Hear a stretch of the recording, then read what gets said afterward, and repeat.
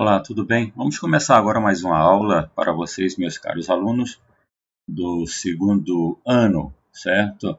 Olha, nós estaremos dando continuidade à nossa aula de Sociologia, que traz a temática tecnologia, trabalho e mudanças sociais. E isso você deve estar acompanhando aí do seu livro, que está aqui na nossa imagem aqui abaixo, ok? Então, nós vamos prosseguir aí já trazendo alguns momentos das aulas passadas e prosseguindo com essa nova temática, com esse novo assunto para nós, certo? Nós tivemos contato aí no capítulo 5 do livro de Sociologia, que traz as temáticas inovações tecnológicas, novas formas de gestão, instabilidades e aumento do desemprego e também o trabalho agrícola. São essas as temáticas que nós vamos ver no geral nesse capítulo 5, dando prosseguimento do que nós já observamos na aula passada e que vocês já, por certo, estão por dentro do assunto. Então, vamos agora continuar com essa temática, ok? Os avanços tecnológicos tidos no século XIX e XX foi responsável pela mudança tanto do fator social, econômico e político e geográfico no mundo inteiro, certo?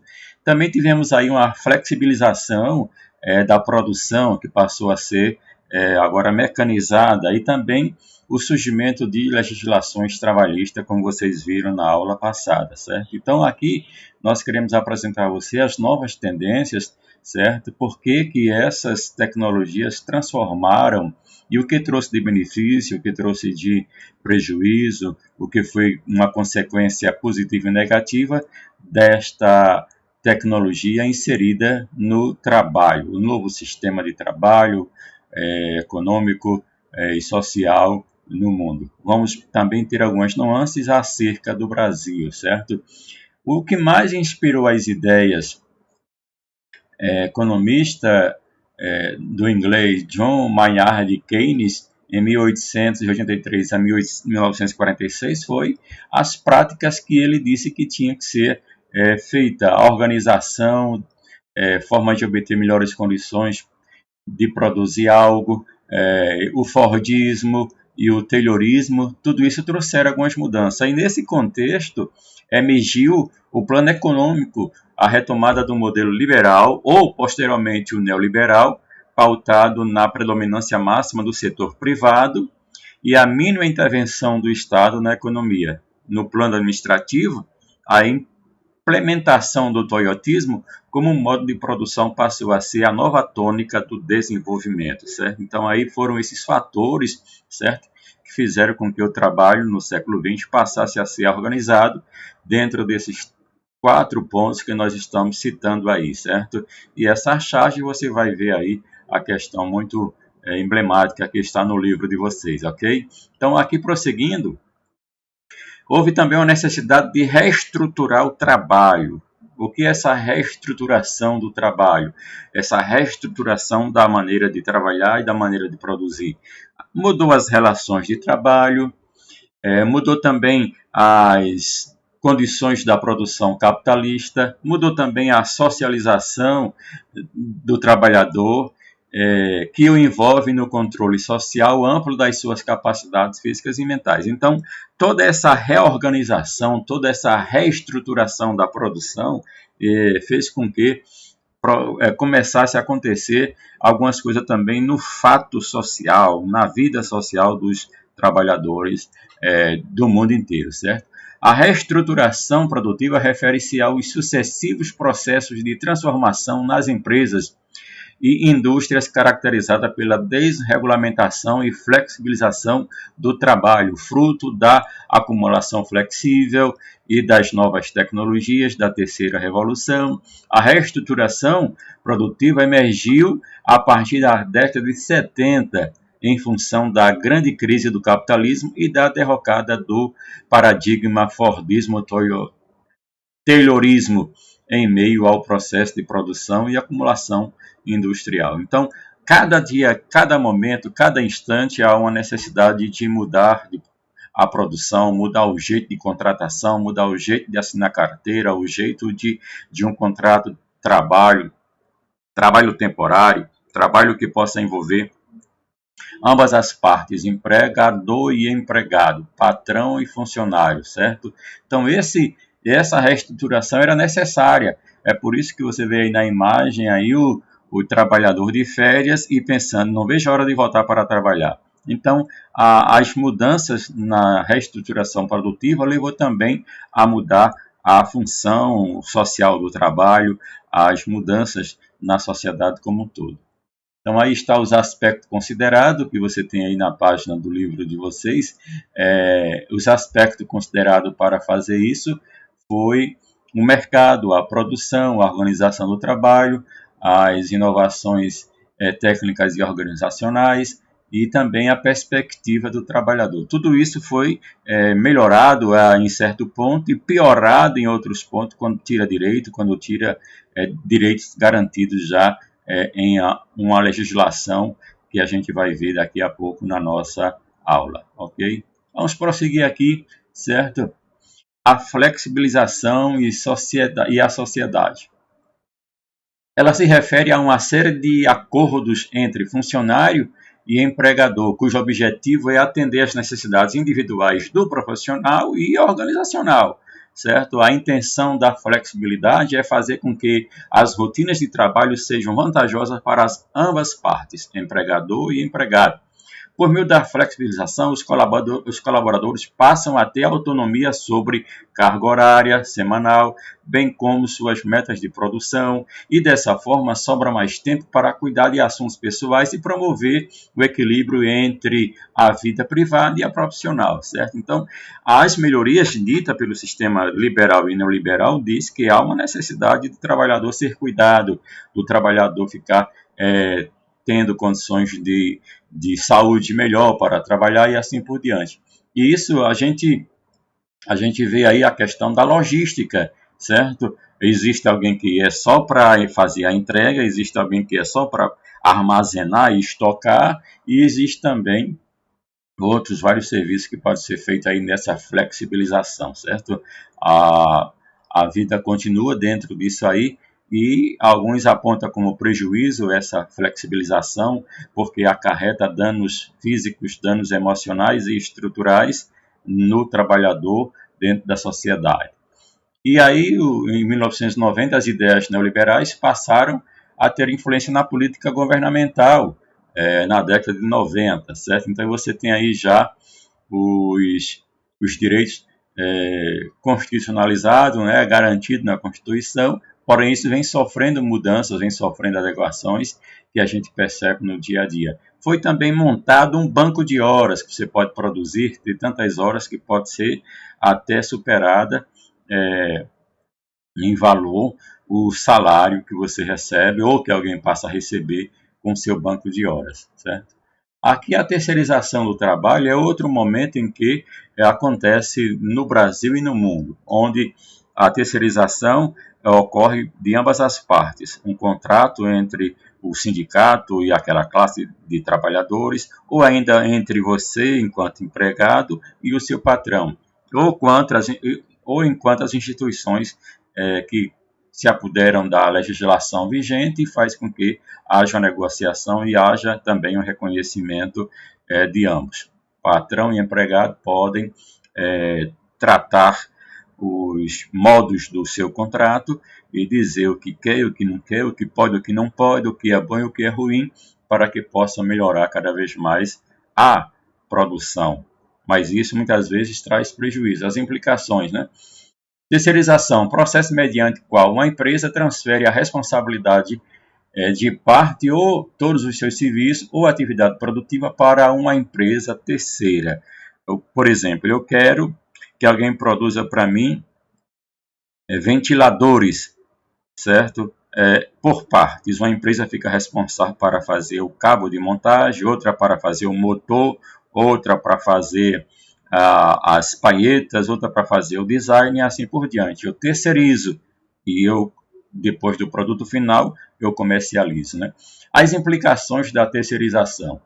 O que é que isso pode acontecer? A terceirização foi introduzida como uma nova estratégia de gestão, uma vantagem competitiva para as empresas ao apropriar ao propiciar a redução dos custos, mas não pode servir de precarização dos direitos fundamentais do trabalhador, praticando salários mais baixos e cargas de trabalho mais alta. Como explicita o capitalismo humanista, a ordem econômica não deve aviltar, ou seja, violar, mas edificar os direitos humanos em todas as dimensões. Então, a terceirização, na visão de muitos, ela produz efeitos negativos para o trabalhador e positivo para o empregador. E a gente tem que ver isso bem direitinho dentro da acumulação flexível e dentro da cadeia produtiva, para que haja também a garantia do emprego para o trabalhador, certo? Então, a flexibilização, a terceirização e tudo isso pode ser benefícios para uns, né, e malefícios para outros. Então, temos que tomar muito pé nessa discussão, certo? E também essa atitude dessa tecnologia, dessa transformação, nova gestão, novo perfil de trabalhador também é exigido para que você possa estar no mercado de trabalho. Por exemplo, você deve ser graduado e especialista como MBA e pós-graduação na área em que atua, além de ter uma influência de um ou mais idiomas. Você tem que ser fluente em um ou mais idioma para poder estar no mercado de trabalho. Esse é o novo perfil do trabalhador, o novo perfil daquele que está querendo fazer parte de uma empresa, porque a iniciativa dessa nova estratégia é você ser criativo, ter noções amplas de liderança, tomar a iniciativa, ter experiência no segmento em que atua, ter habilidade para trabalhar em equipe e ser produtivo, ter boa comunicação e se esforçar para estar atualizado em sua área de atuação. E também ter capacidade de planejamento e utilizar isso em relação à sua própria carreira. Essa nova realidade desse novo trabalho, dessa nova flexibilidade do trabalho, dessa reestruturação produtiva, abarca todos os campos de trabalho, não somente no setor produtivo, mas também nas empresas, nos serviços gerais. Você tem que ser um profissional com um novo perfil que possa estar pronto para estar no mercado de trabalho. Por isso que há uma gama de desempregados aí, porque não tem mão de obra qualificada, e aí as empresas, para não perder tempo, elas também investem nesse empregado, investem nesse servidor, neste funcionário, e faz com que ele tome parte no sistema produtivo das decisões e de outros aspectos da empresa que ele está inserido, certo? As empresas investem também no potencial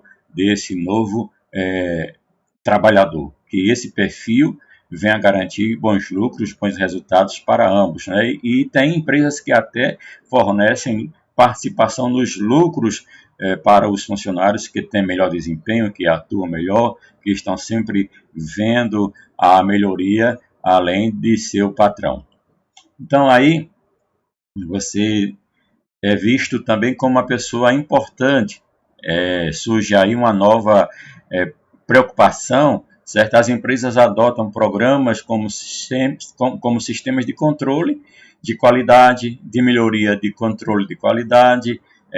A razão das estratégias para isso é visando as competências da melhoria, visando as competências da tecnicidade e assim por diante, né? Se preocupa até com os trabalhos repetitivos, porque o trabalhador, na visão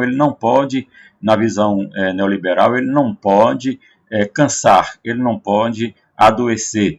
Ele tem que ter um tempo para descanso, tem que ter um tempo para férias, tem que ter um tempo de reestruturação psicológica, de reabilitação do cenário, caso ele venha a sofrer, e assim por diante, né? Então, esse novo profissional também é cuidado no aspecto geral dessa maneira.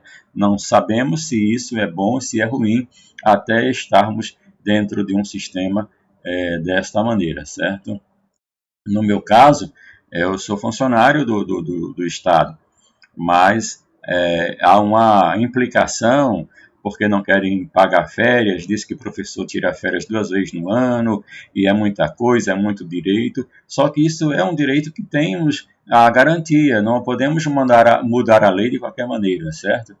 Para não haver a precarização do trabalho, certo?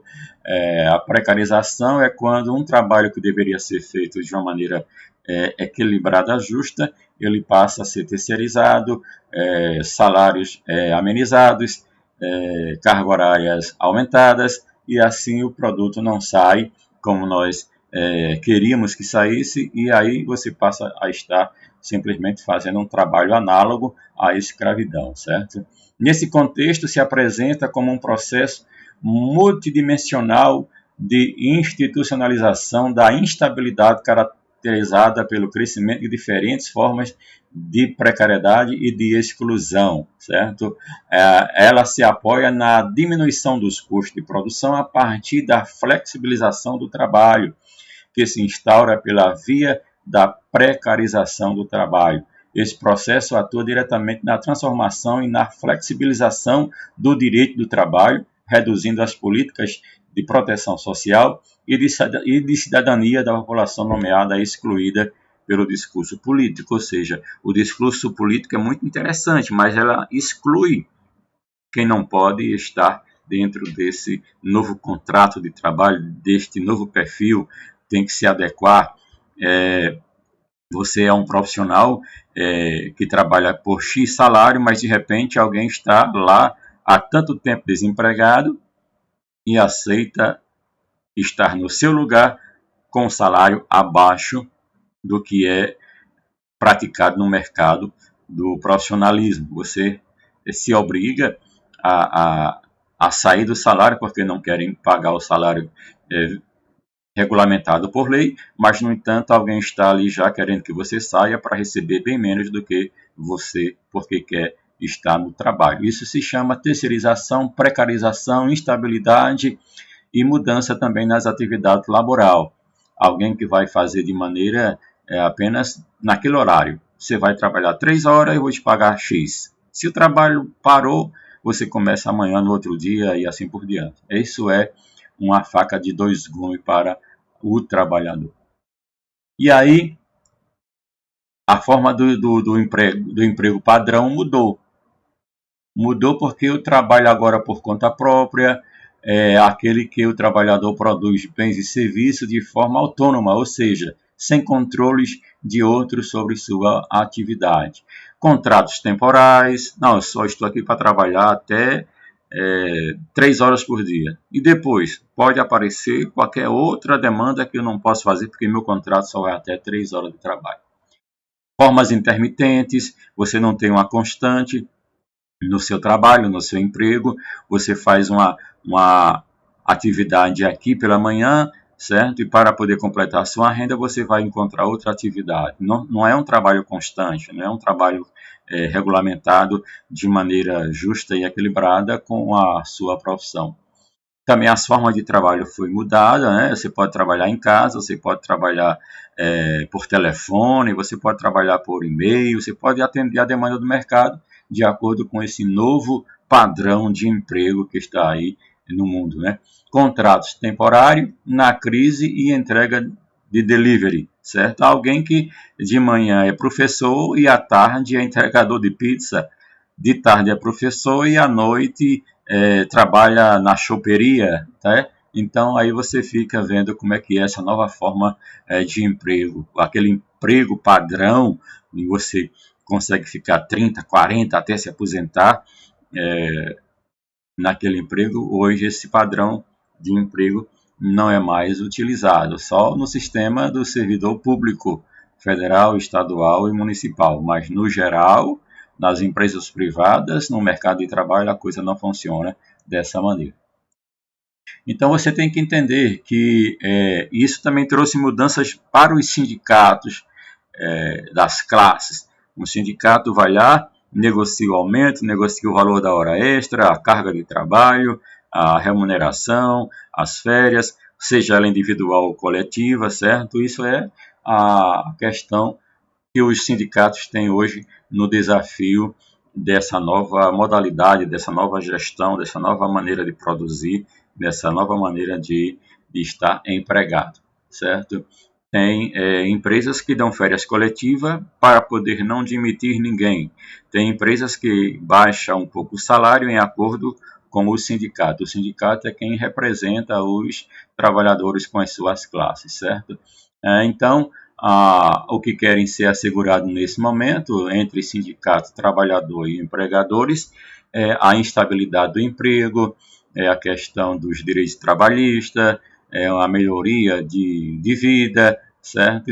Também não tirar o poder aquisitivo do trabalhador, isso é muito importante, mas há quem diga que isso é também muito prejudicial porque você começa a perder direitos, ok? Vamos prosseguindo com a nossa aula, vocês vão revisando, olhando aí o livro de vocês, com as imagens, com os gráficos e com aquilo que nós estamos comentando para vocês, ok? Então aí o IBGE nos dá uma orientação, nos dá uma probabilidade, o que era o trabalho, certo? Informais, a partir dos 16 anos de idade, certo? Você vai olhando aí no livro de vocês, acompanhando esses gráficos, para ter melhor compreensão do que nós estamos falando aí. O IBGE diz que pessoas com 16 anos ou mais ocupadas em trabalhos informais de 2004 a 2013. Aí você acompanha aí o gráfico e faz com que você entenda melhor o processo do trabalho informal. Um dos maiores desafios dos trabalhadores e de suas organizações é universalizar os direitos, uma vez que os instrumentos de flexibilização do trabalho aumentaram as desigualdades, certo? Alguém pode estar ganhando mais do que você fazendo o mesmo serviço que você faz. E isso é um dos grandes desafios quando há uma precarização dos trabalhos no cenário, no mercado de trabalho. As tecnologias informacionais, reestruturação produtiva, a informatização e automação ou automatização e também as revoluções tecnológicas é outro fator que leva muita gente a perder o emprego, certo?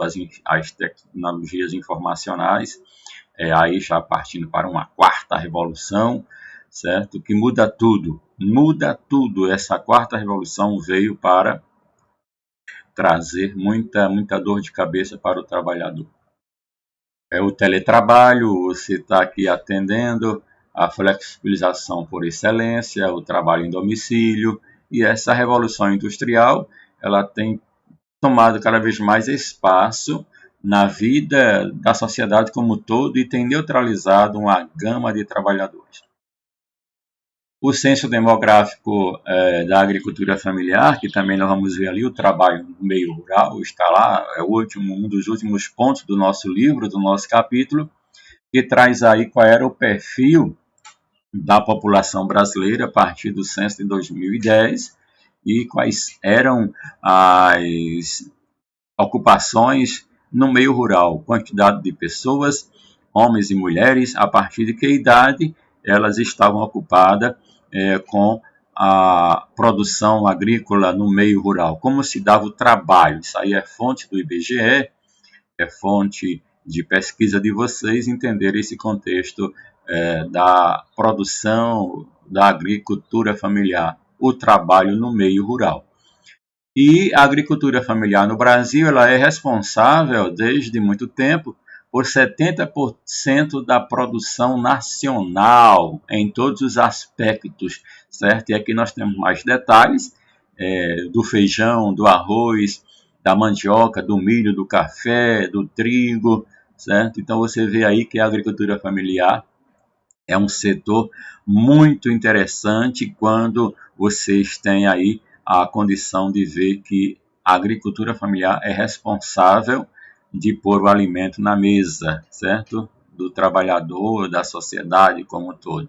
Então, estas são as perspectivas das tecnologias que fizeram as transformações na sociedade, e essas transformações trouxeram também mudanças na gestão, mudanças no trabalho, mudanças no dia a dia, mudanças de uma forma tão implicante que nós não podemos nem sequer abrir mão das novas tecnologias para ter o sustento para os nossos dias de hoje, certo? Então, aí são as referências e eu vou colocar a atividade lá na classe ROM e vocês vão ter acesso lá às questões. Não coloquei no slide para que também está mudando um pouco a técnica e a pesquisa de vocês. Irei colocar lá as atividades de vocês lá no classe ROM, ok? Então, estas são as referências usadas. Quero estar com vocês, nem que seja por um momento, através do WhatsApp, através de tudo, você pode tirar suas dúvidas e assim nós possamos concluir este ensino, concluir este capítulo 5 e nós já partirmos para as próximas aulas, para o outro capítulo, certo? Vamos ver agora, em próximos dias, aí, as notícias como se darão as nossas aulas, mas eu creio que a gente vai fazer aí uma atividade geral desses temas trabalhados na disciplina de Sociologia, ok? Como também em todas as disciplinas que a gente está atuando com vocês nas escolas remotas. Muito obrigado, tenham a todos um bom dia e que façam uma boa aula e que tenham uma boa atividade.